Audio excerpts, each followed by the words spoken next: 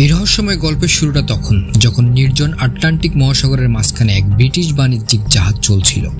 জাহাজটির captain দূরে একটি জাহাজকে দাঁড়িয়ে থাকতে দেখলেন, যেটা না সামনে এগোচ্ছে না কোনো সিগন্যালের জবাব দিচ্ছে। কাছাকাছি গিয়ে দেখা গেল জাহাজটি একদম একা, কেবল ঢেউয়ের উপর ভেসে আছে। সবচেয়ে আশ্চর্যের ব্যাপার ছিল যে জাহাজের ভেতর ক্রুদের সমস্ত জিনিসপত্র, খাবার, পানীয়, এমনকি কার্গো অক্ষত অবস্থায় ছিল। কিন্তু ছিল না শুধু ক্রু মেম্বাররা, যারা কোনো রকম চিহ্ন ছাড়াই হাওয়া হয়ে গিয়েছিল। এই হলো মেরি সিলেস্ট এর সেই বিখ্যাত কাহিনী, যা গত 150 বছর ধরে ইতিহাসবিদদের চিন্তায় ফেলে রেখেছে। এটি সেই রহস্য যার উত্তর বোধহয় কেবল সাগরই জানে। স্বাগতম জানাই আপনাদের গ্র্যান্ড স্টোরিজ টিভির আরেকটি রহস্যময় ভিডিওতে। এই জাহাজের নাম প্রথমে অ্যামাজন রাখা হয়েছিল। শুরু থেকে ছোটখাটো দুর্ঘটনার শিকার হওয়ায় এর নাম বদনাম রোডে যায়, কিন্তু এখন পর্যন্ত কোনো দুর্ঘটনার মুখোমুখি হয়নি। মালিকানা বদলাতে বদলাতে যখন এটি ক্যাপ্টেন বেঞ্জামিন ব্রিক্সের হাতে আসে, তখন এর নাম রাখা হয় মেরি সিলেস্ট।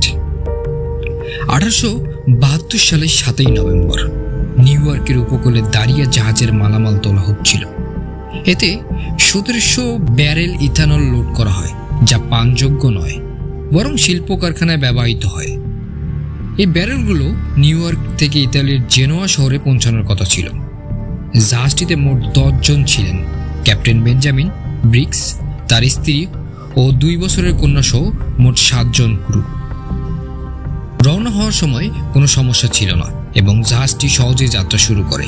এই যাত্রা ছিল প্রায় 7500 কিলোমিটার দীর্ঘ, যার জন্য কয়েক সপ্তাহ লেগে যেত, কারণ তখন জিপিএস বা আধুনিক যোগাযোগ ব্যবস্থা ছিল না। মেরি সিলেস্ট নিউ ইয়র্ক থেকে যাত্রা শুরু করার 3 সপ্তাহ পরেও কোনো খবর ছিল না, অথচ যেই জাহাজটি এরপরে নিউ ইয়র্ক থেকে রওনা হয় সেটি ইতিমধ্যে জেনোয়া বন্দরে গিয়েছিল। তখন থেকেই উদ্বেগ বাড়তে থাকে। মেরি সিলেস্টের যাত্রা শুরুর 10 দিন পর আরেকটি ব্রিটিশ জাহাজ ডি গ্রাফেটিয়া একই পথে নিউ ইয়র্ক থেকে জিব্রাল্টার যাচ্ছিল। 4 ডিসেম্বর 1972 সালে তারা দূরে একটি জাহাজ দেখতে পেল, যেটা এক জায়গায় গিয়ে স্থির হয়ে দাঁড়িয়েছিল। সিগন্যাল পাঠানো হলেও কোনো জবাব এলো না। তাই ক্যাপ্টেন জাহাজটির কাছে যাওয়ার সিদ্ধান্ত নিলেন। কাছে গিয়ে দেখা গেল এটা আর কেউ নয়, ক্যাপ্টেন ব্রিক্সের বন্ধুর মেরি সিলেস্ট জাহাজ। জাহাজটি তখন আটলান্টিক মহাসাগরের জিব্রাল্টার থেকে প্রায় 1800 কিলোমিটার দূরে একা দাঁড়িয়েছিল। কোনো নড়াচড়া ছিল না। ডি গ্রাভিটিয়ার ক্যাপ্টেন তাদের ক্রুদের মেরি সিলেস্টে পাঠালেন। যা দেখলেন তাতে সবাই হতবাক। পুরো জাহাজ খালি। 1 মাস আগে 10 জনের সঙ্গে যাত্রা শুরু করে জাহাজে কেউ নেই। প্রথমে তারা ভেবেছিল কোনো দুর্ঘটনা ঘটেছে, কিন্তু গোটা জাহাজ ছিল অক্ষত। ক্যাপ্টেন তার পরিবার এবং ক্রুদের সমস্ত জিনিস, খাবার দাবার, এমনকি কার্গো ঠিকঠাক ছিল। তখন ক্যাপ্টেনের কেবিন থেকে একটি লগবুক পাওয়া যায়, যেখানে শেষ এন্ট্রি ছিল 25 নভেম্বর সকাল 8টা।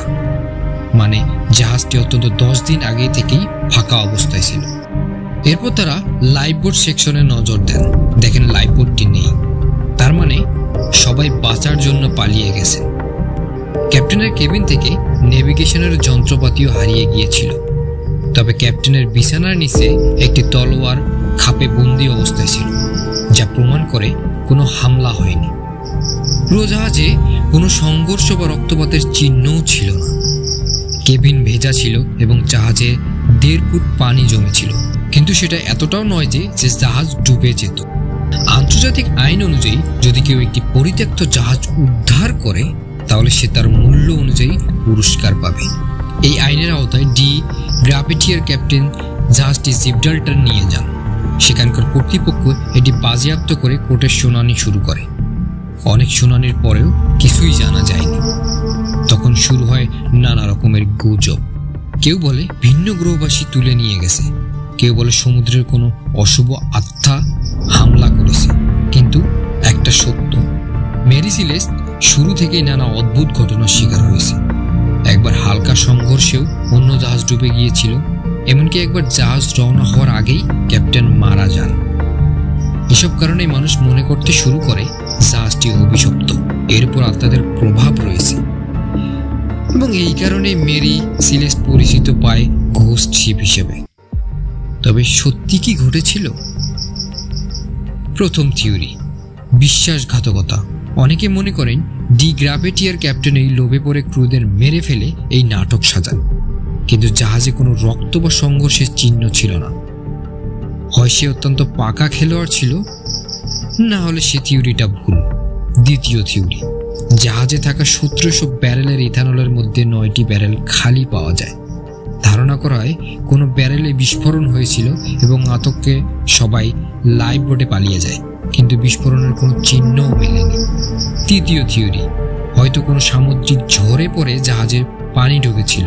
ক্যাপ্টেন বিপদ বুঝে সবার নিরাপত্তার জন্য জাহাজ ছাড়েন, কিন্তু ছোটখাটো লাইফ বোটে তারা বাঁচতে পারেননি। এই থিওরিটাও সবচেয়ে বাস্তবসম্মত মনে হলেও এটাও কেবল অনুমানই রয়ে গেছে। 150 বছরের বেশি সময় কেটে গেলেও এই রহস্য আজও অমীমাংসিত। কি ঘটেছিল মেরি সিলেস্টে? কেন তারা জাহাজ ছেড়ে গিয়েছিল? হয়তো এই উত্তর ক্যাপ্টেন ব্রিক্সের সঙ্গে চিরতর হারিয়ে গেছে। আশা করি গ্র্যান্ড স্টোরিজ টিভি চ্যানেলের এই ভিডিওটি আপনাদের ভালো লেগেছে। লাইক, শেয়ার এবং আপনাদের সুন্দর মন্তব্য আমাদের অনুপ্রেরণা দেয়। আবার দেখা হবে পরবর্তী কোনো দুর্দান্ত ভিডিওতে।